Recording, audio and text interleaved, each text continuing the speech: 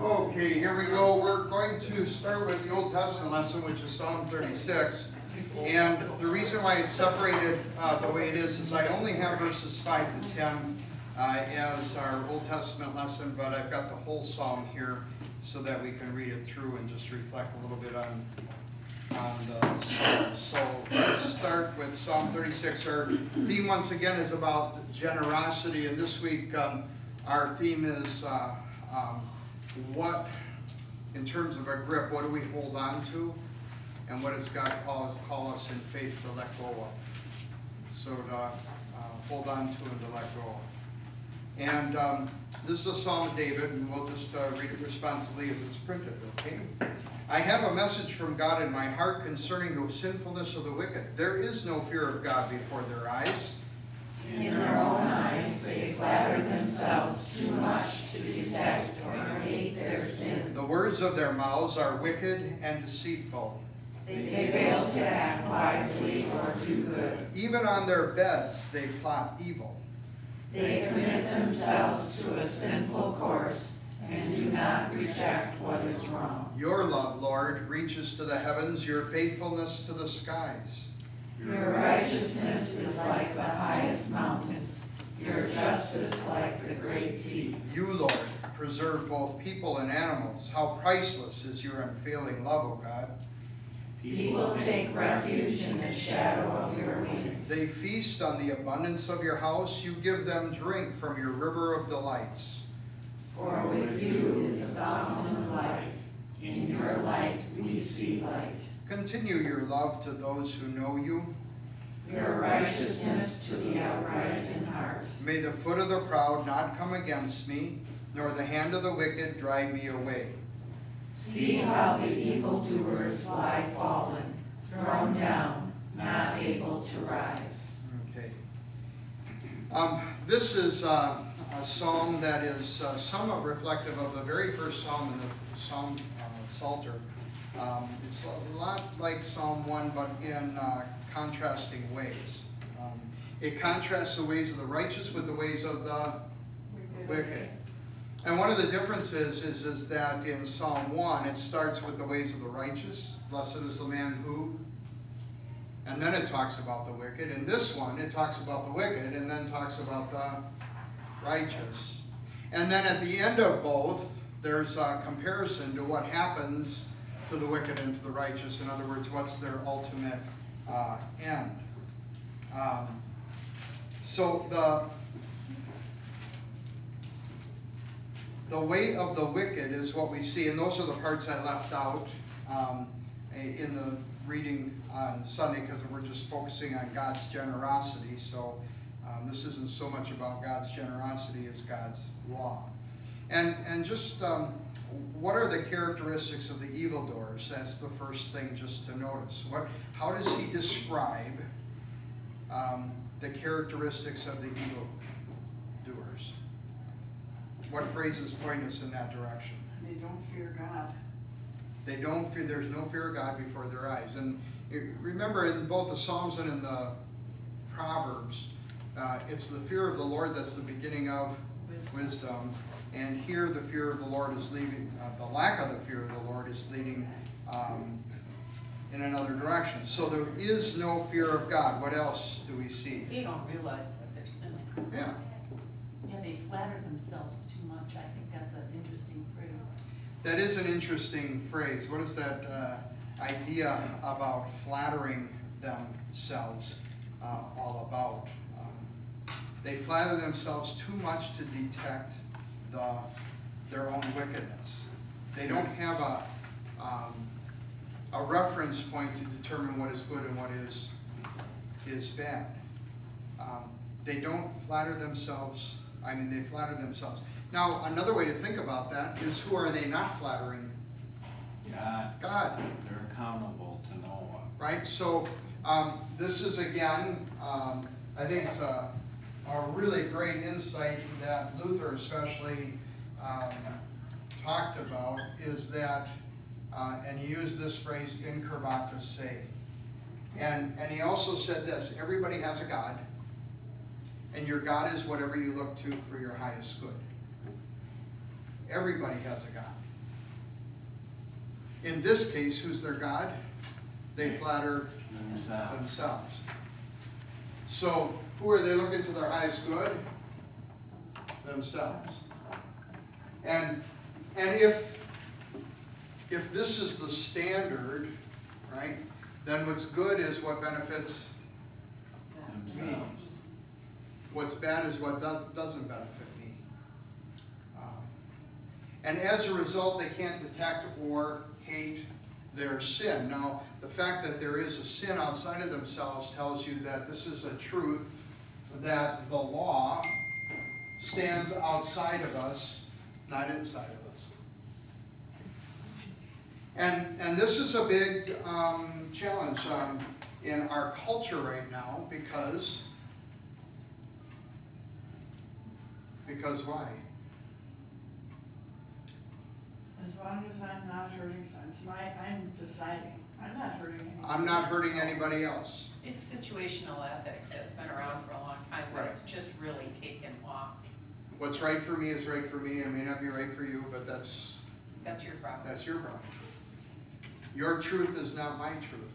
There isn't the truth. And when you give that up, then where does truth lie? It lies inside the person. So the standard by which I judge myself is my own thinking rather than saying there's a law outside of myself. Now, the reality is most people don't actually believe that. And how do you know that?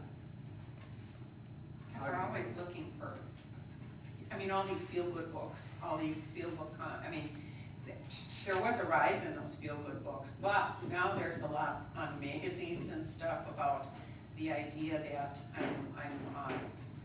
I'm an okay person and I'm worth something, and they're still looking for worth. They're still looking for why I exist.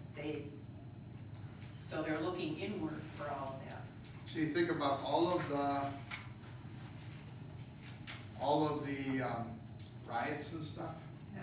are all about, Justice. but what is justice? Well, when somebody says we need justice, they're appealing to a law that's outside of themselves. My favorite example that I maybe shared in here was Peter Kraft, when he would get all these young kids who would say, well, there is no such thing as objective truth. Your truth is your truth. May be true for you, but not for me. And he'd say, okay, all blue-eyed blondes are going to fail my class. And right away, everybody would say that's not fair. And he said, you've just disproved your premise that there is no right or wrong that's true for me. I'm the one who's in charge of this class. So I get to set the standards by which this class is going to be run.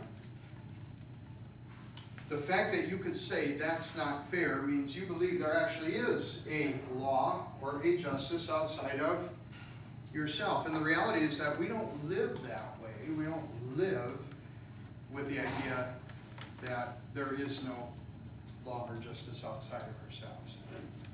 Pastor, but what I hear people saying a lot now is when they say, I want justice, it's, I want the answer that I want.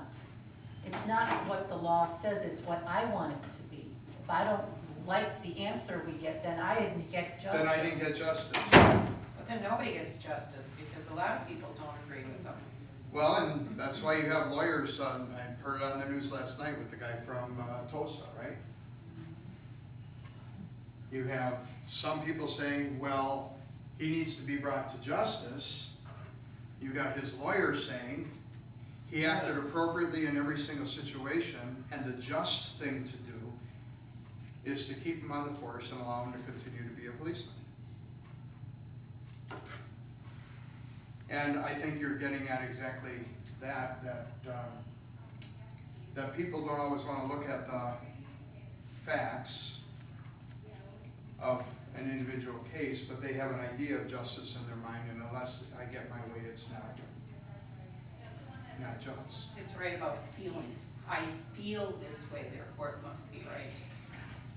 And, you know, I think we see that in our culture very often, that they flatter themselves too much to detect or hate their sin.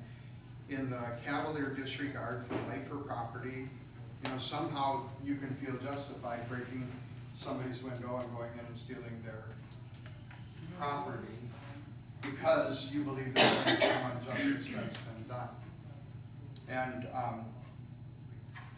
And when everybody's their own God, or in, you know, you said, Margie, it's been around a long time. I always think about that recurring phrase in the Bible, and everyone did what was right in their own eyes, right?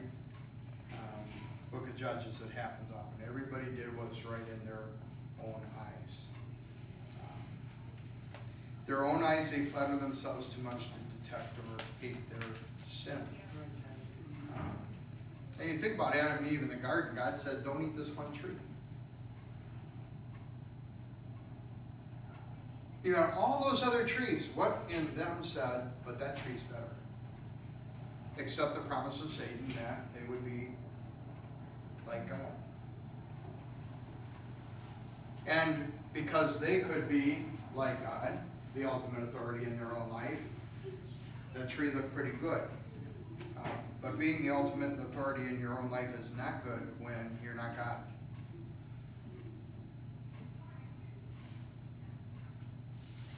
So he starts with the disease. There's no fear of God. They flatter themselves too much. You see, those are inner things, right? Attitudes that work themselves out in behaviors. And those behaviors are in verse 3. Mouths are wicked and deceitful. They fail to act wisely or do good. So Gail brings up somebody who was obviously deceitful this morning, right? Somebody's out for certain, looking for insurance. Somebody acts as if they're a bona fide insurance agent and scams them. How many scam calls do you get? How many times do they warn you, about you'll never be asked this from Social Security on the phone, so, right? And yet there are people who are constantly trying. Yesterday, no, it was Tuesday. When did that happen? Monday or Tuesday? Somebody must have got a hold of my contacts. And if any of you are in my contacts, you got a follow-up email from me saying, don't answer this email. I've never used this email address, but it was a request for something. And one of our teachers, Karina Schlecht, actually had gotten one and just sent it to me so that I'd be aware. And say, go in and change your Google password and so that they can't get back at your contacts. But, there's somebody always trying to scam. And somehow they, in their own minds, think this is a good thing to do. They fail to act wisely or good do. What is verse 4? It raises it to another level.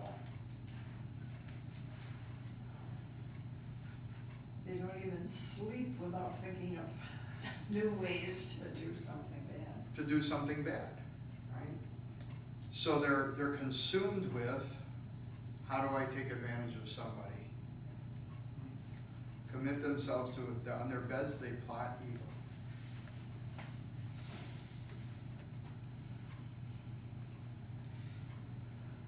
Now the next question I have as we finish that section of the notice of the characteristics of the evildoers is, when is your heart, my heart, reflected the attitudes of the evildoers listed here?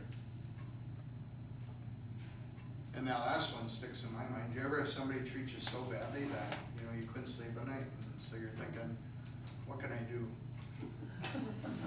Yeah. How am I going to get even? I'm going to fight back. And sometimes that fighting back is not in a kind way. Huh? Well, So, there's a way of doing it. If you follow what God tells you to do, there is a way of doing it. there is a way of doing it. And it can lead to justice. However, However. everyone else has to be on board with that too. So, you know, sometimes we lose sleep because we've been done an injustice, and we might be thinking about, well, how can I not always just right the wrong that's been done, but get even.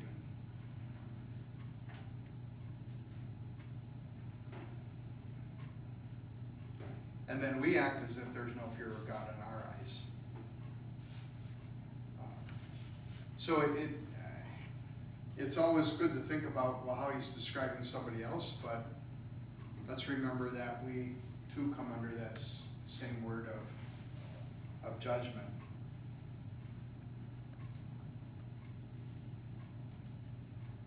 Or sometimes we think we're doing the right thing,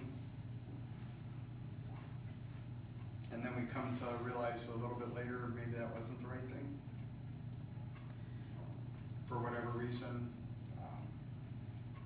we thought it was okay, but maybe we were flattering ourselves too much to detect or see our own sin. Or our conscience can be in the back of our mind saying, this is not the right thing, but we are so, this idea, do not reject what is wrong. We commit, that may be true, but this, this is not right. Or I'm gonna do it anyway. I think And yes, I'm gonna do it anyway. I think more people are thinking that way. And sometimes we justify it with, well, I only did it because, you know. Or we might actually do the wrong thing for the right reason. Think about a white lie. What is it? We call it a white lie because we're usually not, what I find is that people very often don't tell the truth because they don't want to hurt the person that they're talking to. Not just because they want to hurt them, but because they don't want to hurt them. And they know if I tell them the truth, it's going to hurt. I know when I came out in the ministry, sometimes there were, in the medical field, people would say, well, let's not tell him he's got cancer because it's not going to help his life any. They don't do that anymore. But there were doctors and there were family members who would hide a diagnosis from the patient. Not because they didn't care for him, but because they did. And I think right now we would say, well, that's doing the wrong thing, albeit for right reason. And so sometimes we get tracked into that as well.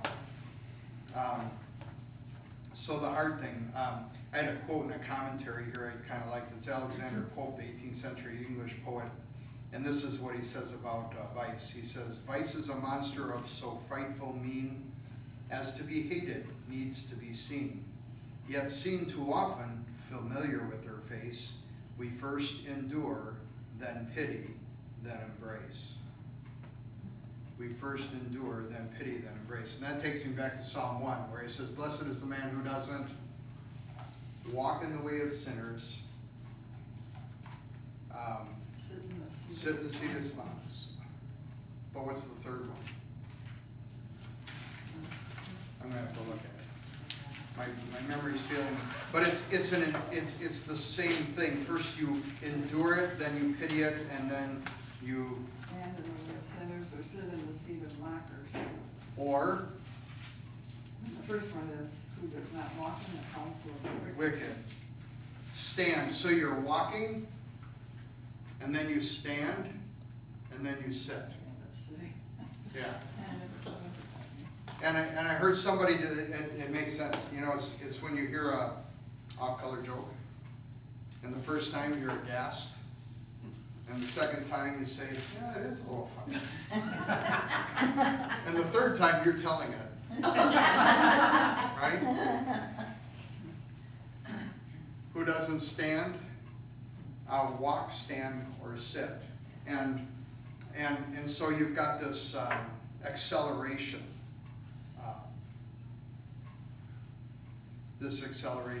The other thing that another person put it this way when it comes to this flattering thing is that 8 deceptions of flattery. Some flatter themselves with the secret hope that there's no such thing as another world. So I'm not accountable to anything or anybody. And as Paul says, if the resurrection didn't happen, then we should just eat, drink, and be merry. Then the one who has the most, dies with the most toys does win. Right? Some flatter themselves that death is a great way off. So I don't need to be prepared. Jesus is constantly saying what? Be ready. watch. You never know when that day is going to come. Keep watch. We were just reminded of that because a gal from Emmanuel, they're having a funeral this weekend. She's in her early 40s. And she was at work. She works in the child care over there. She's worked in the child care there for quite a few years. She was at work that day. She went home just like everything else. She's got a couple of kids, you know, had supper, went to bed, woke up in the middle of the night, not able to breathe. Her husband's a fireman, policeman he was, and he's a fireman now. And he administered CPR, called 911, got her to the hospital. She died right away. No clue. Not COVID. Not COVID. No clue. You know, a couple possibilities. I'm not sure that they determined exactly what it was, but, you know, and I've seen those kind of things with things like, well, one was a young lady had a funeral for her at Emmanuel who had an epilepsy. She apparently was having seizures, but they were silent seizures, so nobody knew it. Apparently she had one at night. She was up with her parents, they were having a good time. She went to bed, and it was late, so it was almost midnight, so they let her sleep in. When they went in, she was not alive, gone. You know, aneurysms, very much the same thing. It's a ticking time bomb that typically when people have an aneurysm, they don't know it's there unless it's discovered by accident. Usually because they're having another procedure or something like that, but it's all I know about it is it's an expansion of a blood vessel that eventually, and a thinning of that blood vessel that eventually can burst, and when that happens, death can come very, very, very quickly. But we very often live, we flatter ourselves that, well, I'm young, I feel good, I feel healthy, you know. It couldn't happen to me. Some flatter themselves that they lead moral and orderly lives and therefore think that's enough. Well, I'm good enough. I don't have to worry because, you know, I'm better than that guy. And I was fine with that. We always compare ourselves to, you know, the Jeffrey Dahmers of this world. And not with the Mother Teresa's and Billy Grahams. Because you see, on that sliding scale, we want to be graded on a curve, but we want to make sure that we're graded according to the lowest, not to the highest. But you and I know that there's always somebody who spoils the curve. We had a gal in our class who was consistently like that. She would spoil the curve. Because my father always graded on a curve in science classes. He gave incredible tests, sometimes with 500 different points on it, you know. And the rest of us would be down here and she'd be up there. And it spoiled the curve. Every now and then I would get in arguments with Fred Tank that in the last 4 days I had not broken any of the 10 Commandments. Oh. And he and I would go back and forth on it. Who won? Fred usually won. So there's all kinds of flatteries that we can be subject to as well. Now, what is the psalmist giving thanks for? So what are the things he gives thanks for? God's faithfulness. So you got faithfulness. What else you got? Righteousness. Is it law? Justice. Preservation. Preservation. His unfailing love.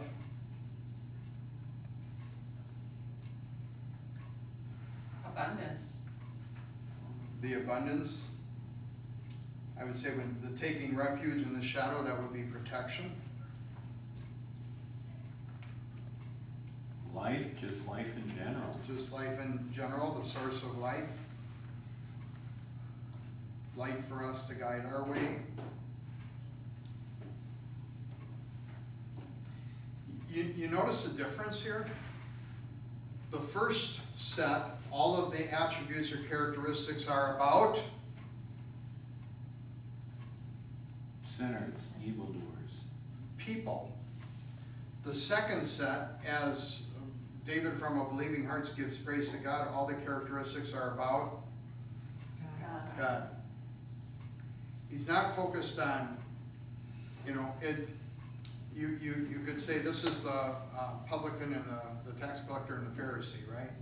The Pharisee was about thanking God for how good you made me, rather than thanking God for how good you are.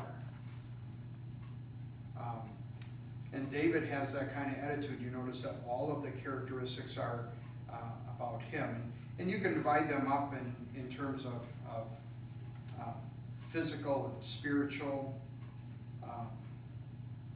And then he has this one prayer, though. So it's praise, praise, praise, praise, praise, and verse 10 is the prayer. Continue your love to those who know you, your righteousness to the upright in heart. That's a prayer for himself without saying me, me, me. But it's also for others who are following God's will and way.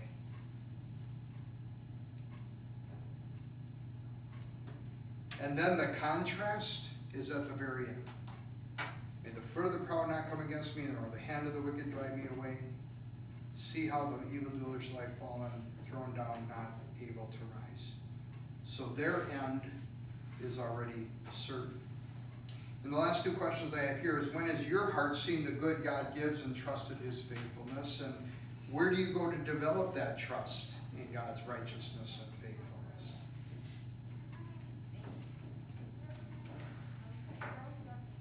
Yep. Regarding the evildoers lie fallen, in this life, we don't always see the evildoers lie fallen. They seem to be doing great. Some do. Some do. I would say but their greatness may not be as all that it seems. Right? Their greatness may not be all that it seems, because while they may be doing great in the eyes of this world, they've got a cancer inside of them that's eating them up. Or to use the title of one of John Ortberg's books, Everybody's Normal Until You Get to Know Them. In other words, everybody's got a story. And it's one of the challenges, quite honestly, people say with social media, because what do you put on social media? Just good stuff. Just good stuff. And if you looked at everybody's social media page, it looked like everything's going swimmingly for them no matter what, right? When the reality is that every one of us has situations that we're struggling with in our lives as well, and have struggled with in the past. And we probably all have, in our sphere of relationships, some relationships that aren't so good, or that have been broken, friendships that have dissolved. That still have a little bit of pain inside of us. And so I'm always a little bit leery of what looks like somebody who's really successful, things are really great for them. Because they've got a story too. Something you may or may not see. Yeah. Well, that brings me to a point of, like, in verse 10, when it says, continue your love to those who know you. I think about relationship, and then I think it brought to mind about the other verse in the Bible that says, God works all things for those who love him. Love him are called according to his purpose. And yet, if God is no respecter of persons, I mean, because there's people that don't go to God with things, and somehow it seems like their stuff works out for the good eventually if they hang on long enough. Right. And I think God is still being good to them, they just aren't recognizing it. But I always thought it was relationship, more or less, like God had a special protection for those who had a relation with him. I've been listening to Tim Keller a little bit on just some of his teaching, and he uses this example, which I find really, really incredibly insightful. okay? If your 13-year-old self is looking at your 3-year-old self, you're saying, boy, how immature. Boy, that 3-year-old really didn't get it. Really didn't understand what life was all about, right? Then your 25-year-old self looks at your 13-year-old self and says, boy, or was I mistaken? Boy, that 13-year-old didn't know much. Thought they knew everything, but really didn't know much, you know? And then your 40-year-old self looks at your 25-year-old self and say, boy, that 25-year-old thought they had it all together. Little did they know. And then your 65-year-old self looks back at your 40-year-old self. His point is, you know, with experience and life comes a wisdom that you could never have at that previous stage in life. Now he says, if the difference between a 40-year-old and 3-year-old is vast, how much greater is the distance between the way God sees things and the way we see things, no matter how old we are? And so when it says God works all things together for good, we may not see the connection, but we trust that He does. You know, and like a parent who's trying to tell that 3-year-old about life, or to tell that 13-year-old life, or even tell the 25-year-old a little bit about life, right? You know, sometimes they don't understand or see things the way we see them because they haven't had that life experience yet. So I thought this the other day, I don't know why, but I thought, boy, I would like to be that 25-year-old pastor that I was when I graduated from the seminary, with all of the knowledge and experience and wisdom I have now. I'd been a whole lot more helpful in the first 7 years to that first congregation if I'd had that. But that's the only way you get there. Is experience, yeah.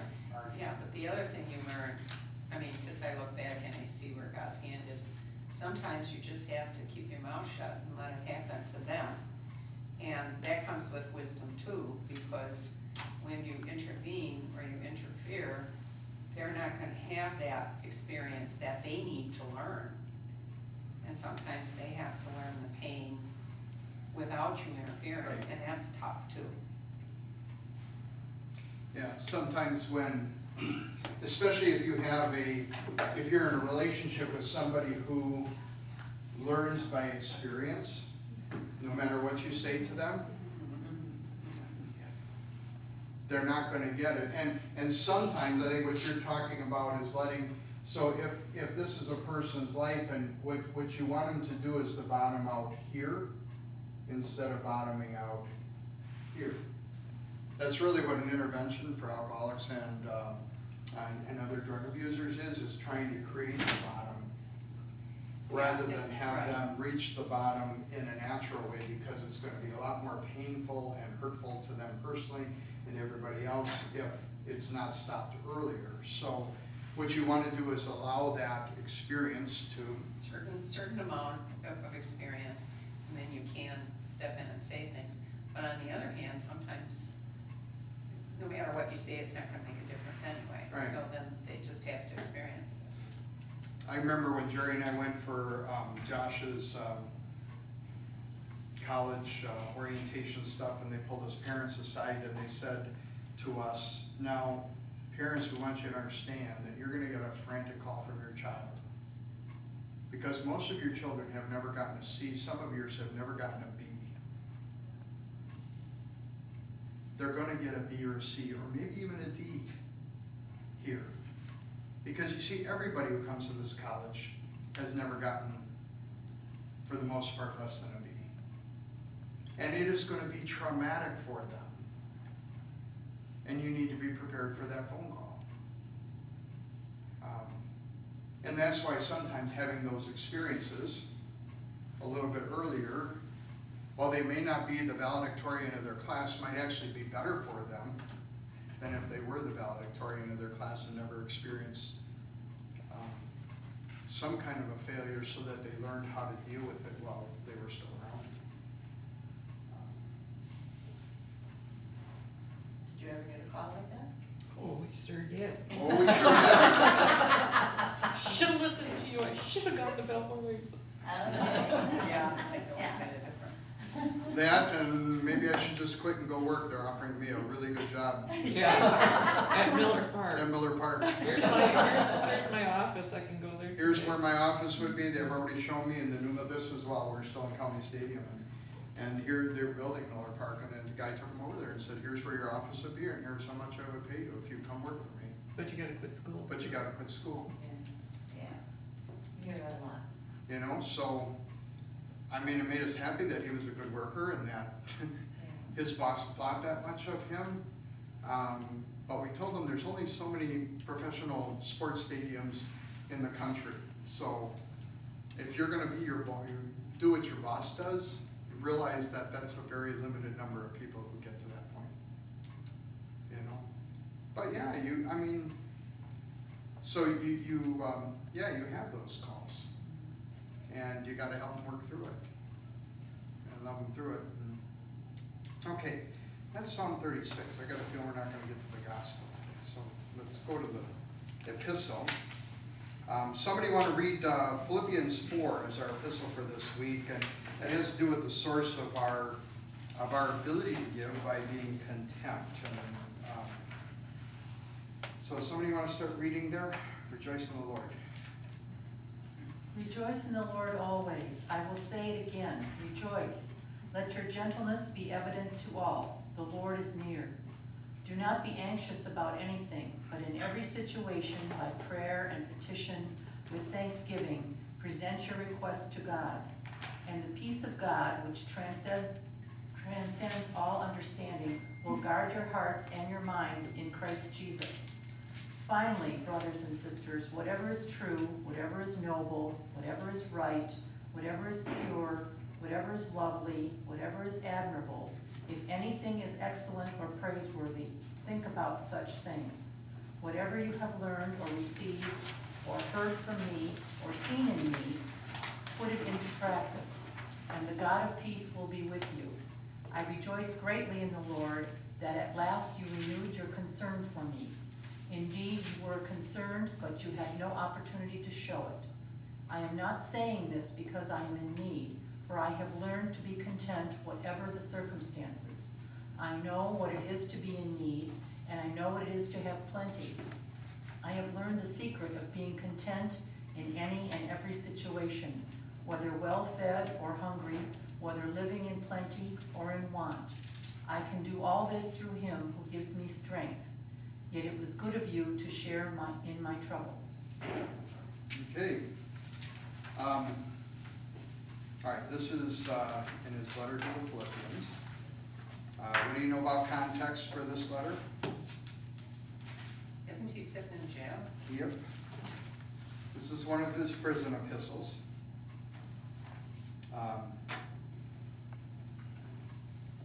So it's in the middle of this particular prison. It's evident that he wrote from prison. In verses 13 and 14, for instance, of the first chapter of Philippians, he says, as a result, it has become clear throughout the whole palace guard and to everyone else, I am in chains for Christ. Because of my chains, most of the brothers in the Lord have been encouraged to speak the word of God more courageously and fearlessly. So in the letter to Philippians, he makes mention of the fact that he is in chains, and yet he can say, first word, rejoice.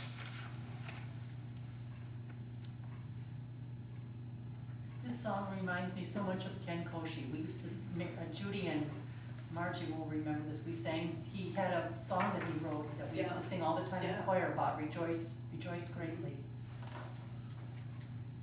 Rejoice, rejoice greatly. And And so the questions that I have here are just, what are the habits of the heart that keeps God first in our lives? What are the habits of the heart and the habits of life that Paul lifts up for us to practice in order to have this kind of joy?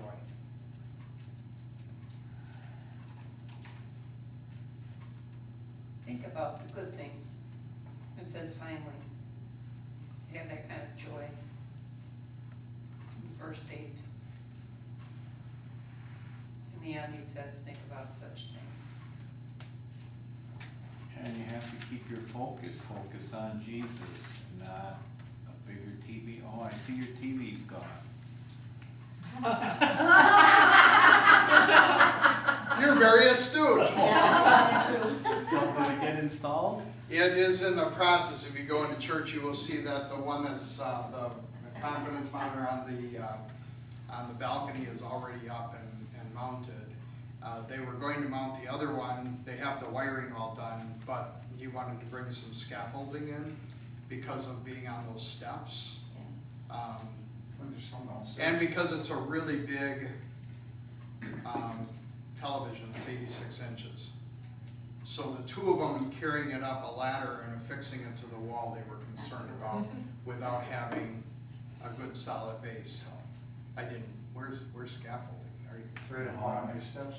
Oh, it's at the bottom of these steps? I should pay attention when I walk around.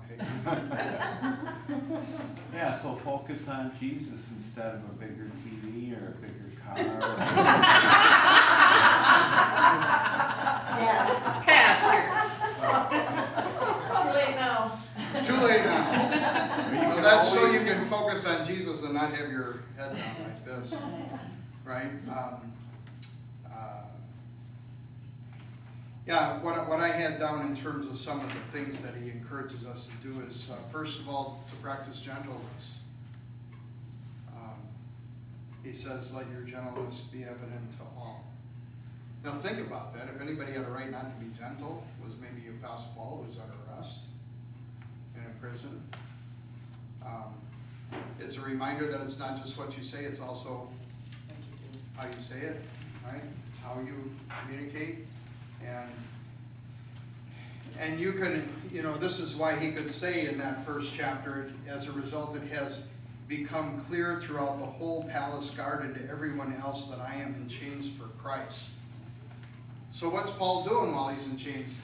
He's witnessing. He's telling them about Jesus. And I bet you he's not saying, you're all going to hell in a handbasket. Now, he might be saying that, but in gentle terms, which could be done by asking them where do they think they're headed. Is there something that happens after this life? Is there's a way to lead somebody into that rather than push them into it. You can get more with honey, more flies with honey than you can with vinegar. Good vinegar. Although fruit fly you call vinegar. Second thing, it's prayer and petition. So he says pray. That helps us. Why do we pray? Is it because God needs to hear us talk? Brings us closer to him. It's for us to focus on him. It's his injunction to pray is for our benefit, for our sake, not for his.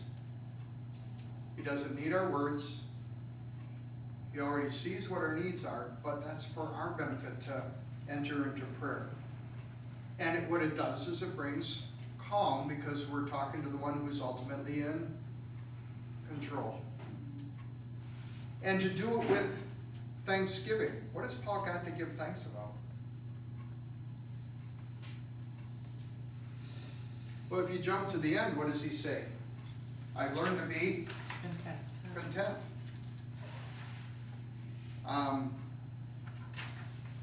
So one of the problems that we have with something like envy or greed as one of the 7 deadly sins is what? If I'm envious about something else, I can never be happy with what I have. I can't rejoice and celebrate what I have. My guess is he wasn't eating at the finest dining establishments. Now maybe people were able to bring him in food, we don't know the exact conditions. He was probably under house arrest. We don't know what they allowed or didn't allow, you know? But he had food every day, you know? I've known just a couple of people who said, I'd rather be in prison because at least I know I get 3 square meals a day and I got a place to put my head. So they'll purposely do something to get caught and get thrown back in prison. It's easier going to get a job, having to put up with other people, right? But being thankful for what you have, present your request to God.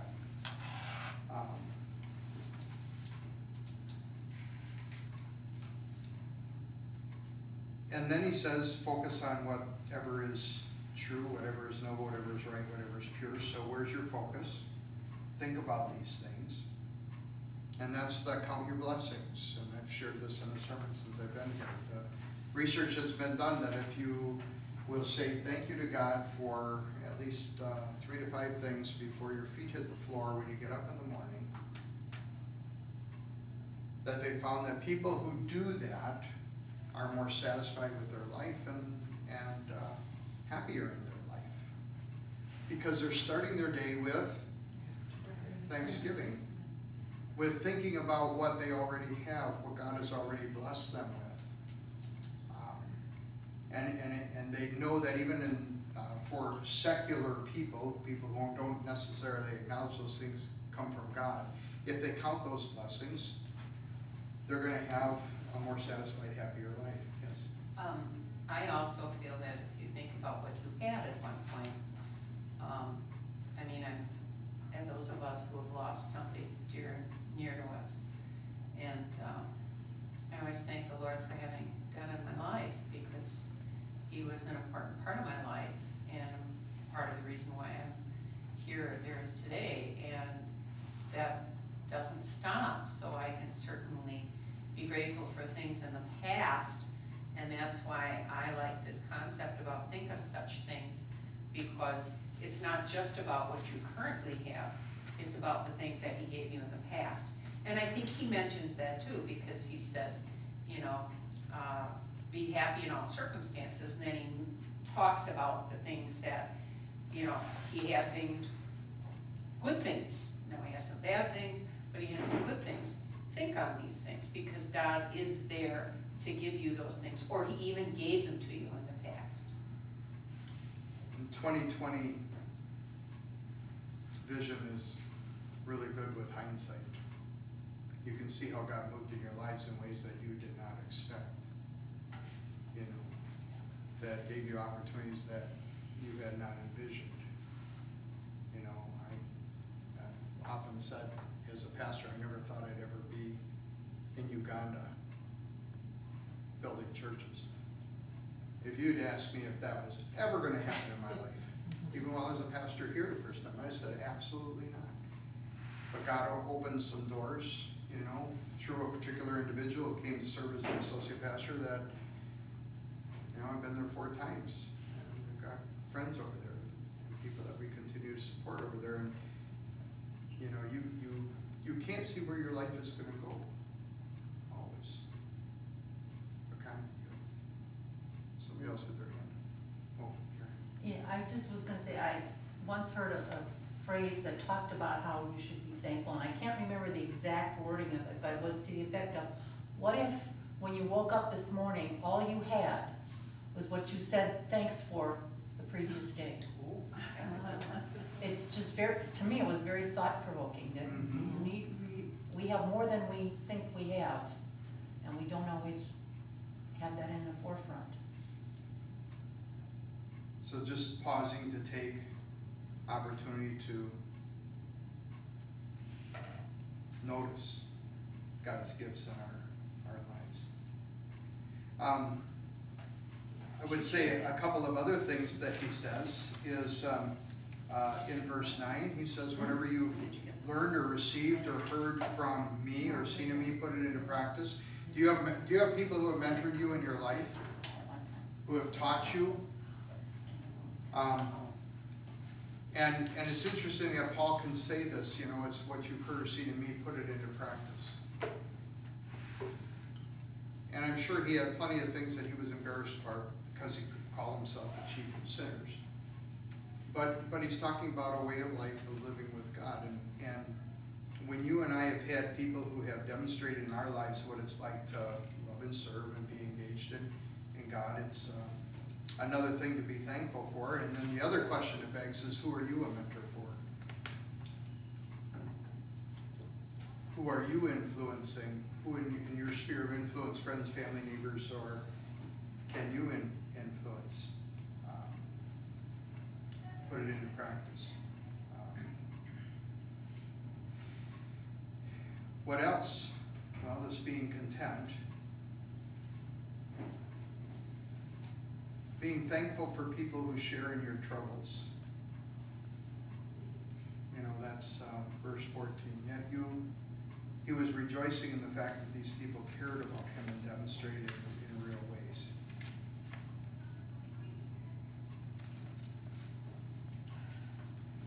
What else does Paul advise about how to handle anxiety?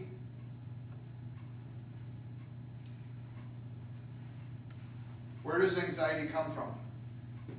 At its root, When you think you can make a difference, sometimes you can't.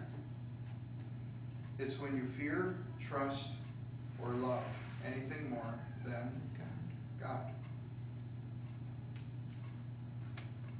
When you fear, love, or trust anything more than God. It's First Commandment stuff. And so, what does he do with anxiety? He says, don't be anxious, but rather bring your request to God. First Commandment stuff. And if you do give it to God, what God promises is to bring you his peace that's going to transcend your understanding. In other words, I don't have everything figured out yet about how God's going to fix this, how God's going to lead me through it, but I know he's going to. It's the, yea, though I walk through the valley of the shadow of death, I will fear no evil, not because you're going to take me out of the valley, but because you're going to be with me through it. It kind of comes in the first, in the Psalm section when we talked about, when has your heart sung what good God has done? Usually I think, for me anyway, it's afterwards. It's not at the time.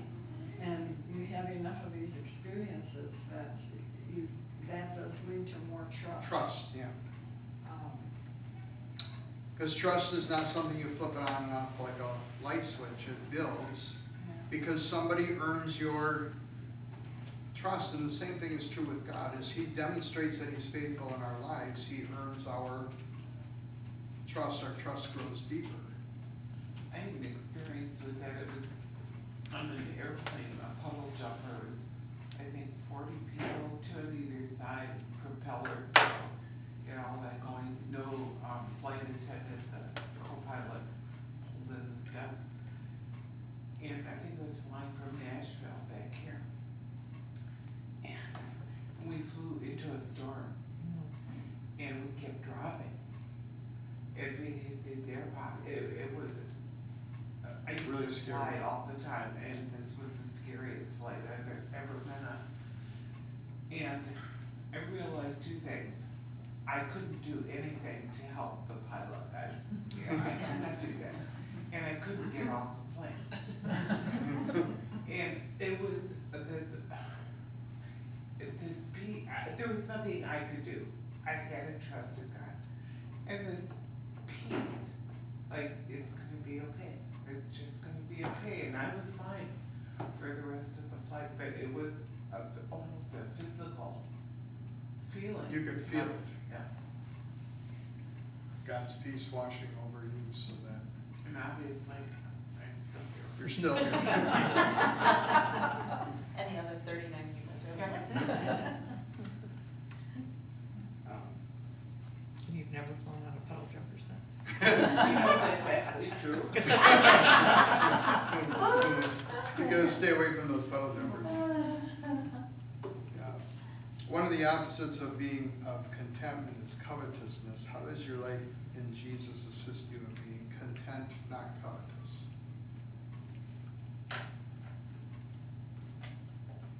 How does life in Jesus help you to be content?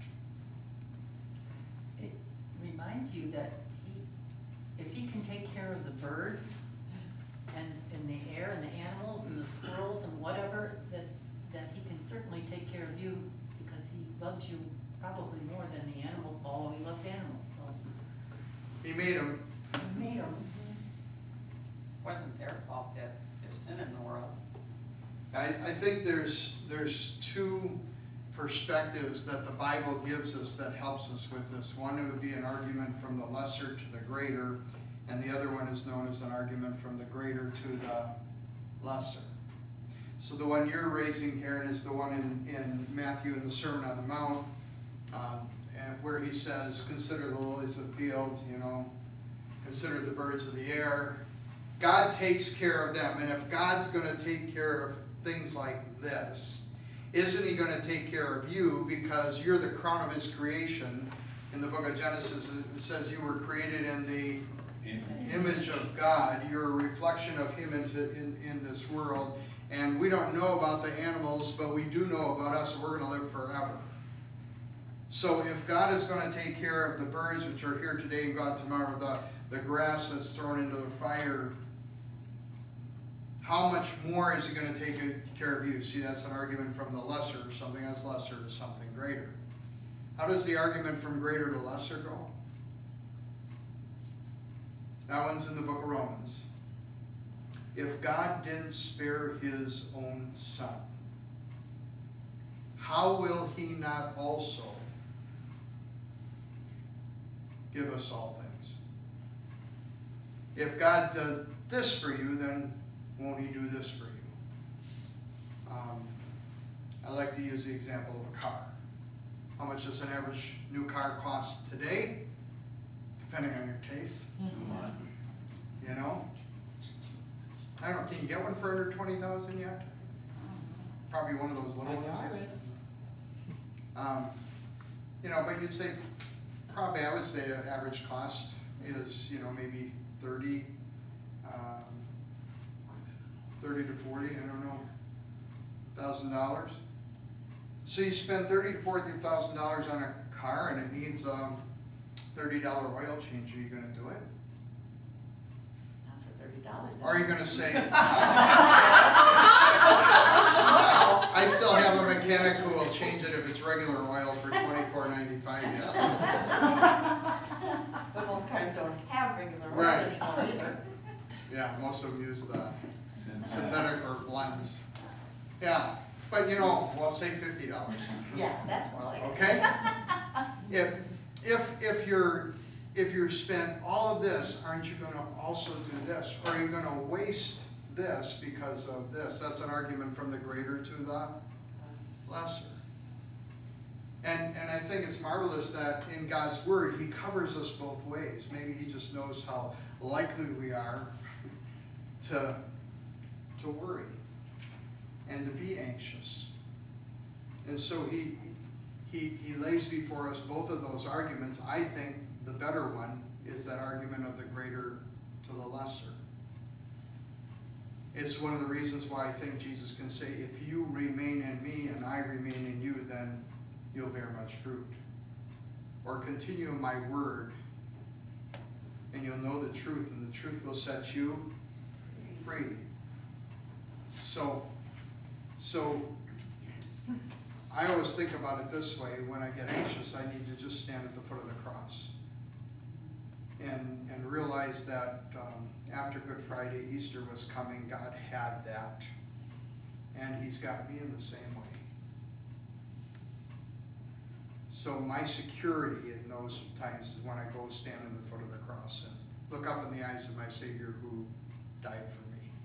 And if God, the Heavenly Father, did that for me, if Jesus in his love for me left heaven to do that for me, then I can trust that he's going to take care of those needs. And recognize that when I pray, it's not my job to manipulate God. It's not my job to treat him like my concierge. heaven get me whatever I want from my perspective, is to remember that he's like the 65-year-old looking at the 3-year-old and saying, I know what's good for you. Even when the 3-year-old doesn't understand. So I think there's great power for our daily living. And let's see how we doing on time. Oh, we got 6 minutes. Let's have somebody read John 15 for us. The gospel lesson. If you remain in me and my words remain in you, ask whatever you wish, and it will be done for you.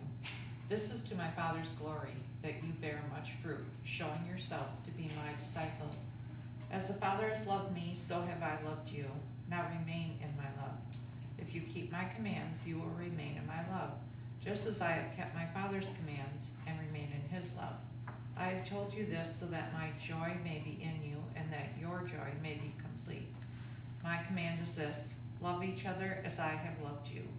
Greater love has no one than this, to lay down one's life for one's friends. You are my friends if you do what I command. I no longer call you my servants, because a servant does not know his master's business. Instead, I have called you friends.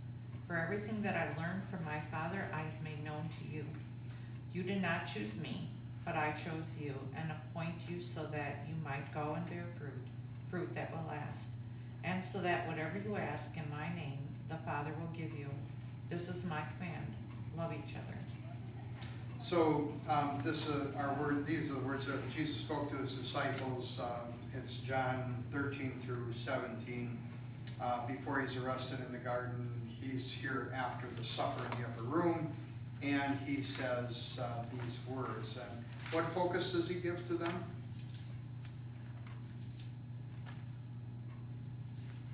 How to act, how to respond, love, It's love, and yeah, it's that action or that response that love. that action. It's something that just because I teach the Gospel of John regularly in confirmation classes over the last number of years, and I've used it for adult instruction, that it just really hit me. That's really what Jesus focuses on, is love.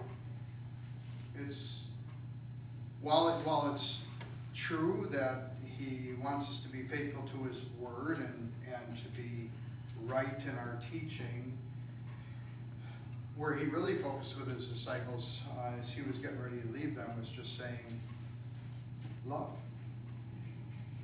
Love each other in the same way that I've loved you. Where are they and we to go for the power to keep this focus? Well, that's in the first part, and in the part that we didn't read from John chapter 15. Where is the power to be found? Jesus. There you go. There's that Sunday school answer. It's the Father and Jesus. And how do you do that? By remaining in his word. By doing what he calls us to do, not because we have to, but because we get to.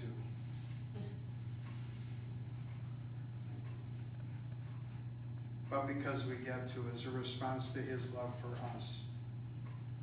What truth about fruit bearing points to a lasting effect? And here what I'm thinking about when I ask that question is, what is there in the nature of fruit that makes it lasting? Seeds. For something to be qualified as a fruit, it has to have Seeds. seeds. Which means it has a capacity to Grow again, reproduce. And again, this is part of what gives Christianity, I think, some strength when you think about from this band of, well, the largest count we have is in 1 Corinthians 15, where it says more than 500 people saw Jesus alive after his death at one time. We don't know anything about that experience except what Paul records there. But from that band of 500, even if you said it was 1,000, then it grew to 3,000 on the day of Pentecost who were baptized, and then kept growing and growing and growing so that it's on every continent all around the world. All because a guy died a criminal's death. And they couldn't explain the fact that his followers saw him when he rose again.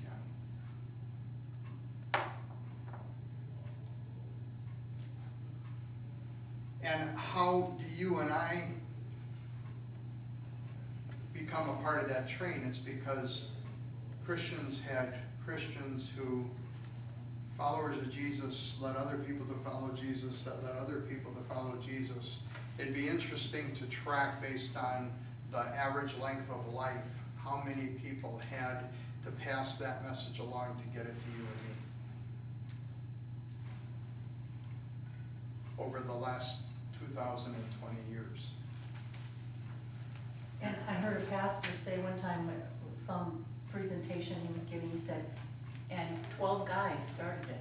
So if you think you can't do it, all started with 12 guys spreading the word. It all started, and here we are. And it blesses us in learning how to, as we've heard today, to give thanks to God for all of the great qualities that He shares with us in our lives, to learn to deal with anxiety when it comes into our lives, to be content, to count our blessings, and to see them as blessings from His hand. All of those ways of thinking and acting and behaving come out of the faith that He's given us in Jesus. So let's close today with a word of prayer. Heavenly Father, we thank and praise You for Your faithfulness, for Your righteousness, for Your protection and provision You continue to give to us and to all of Your creation in this day. And we realize, Lord, that our understanding of our lives is like that 65-year-old looking at a 3-year-old. We see such a little piece of the entire piece of human history, and indeed in the entire comprehensive eternity that You know. And so, Father, we just ask that You would give us a confidence and faith to trust in Your care and provision in our lives, that we might think on those things that are noble, true, and good, that we might, when we are anxious, to bring those anxieties to You in our prayers and petitions, always thankfully seeing how You have blessed us in the past, so that our faith in what You're doing right now in our lives can be counted on.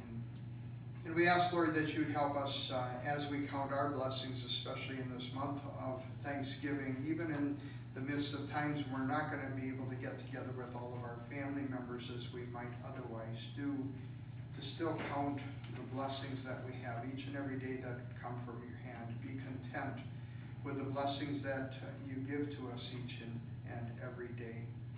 And then to bear that lasting fruit of love by reflecting Your loving grace into the lives of others. We thank You for that precious opportunity, so that others might know what we know, share what we share, feel what we feel, and are able to be a blessing as You give us opportunity to be a blessing. In Jesus' name. Amen. Just going to put in a little commercial here that starting this week we're going to have some Christmas ornaments available. It'll cost you $1.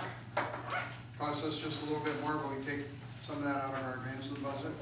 What they're for is they have our tag with our name and our website on, and they're for you to use in witnessing to people that you regularly come into contact with, people who cut your hair, the people who might change your oil, right? But it's just a simple way, somebody, when you're going out to eat or you're picking up a to-go order, that you might leave something with them and just bless them with Merry Christmas.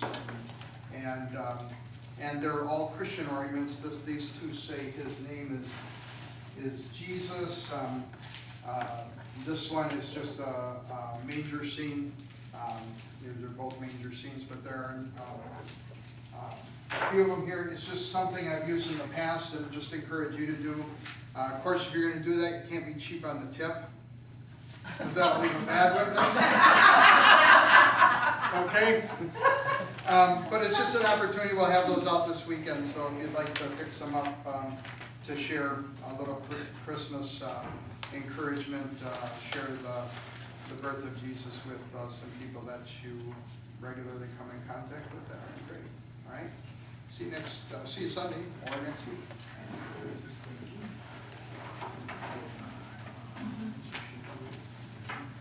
Thank you very much. So do you think the installer needs the scaffolding up?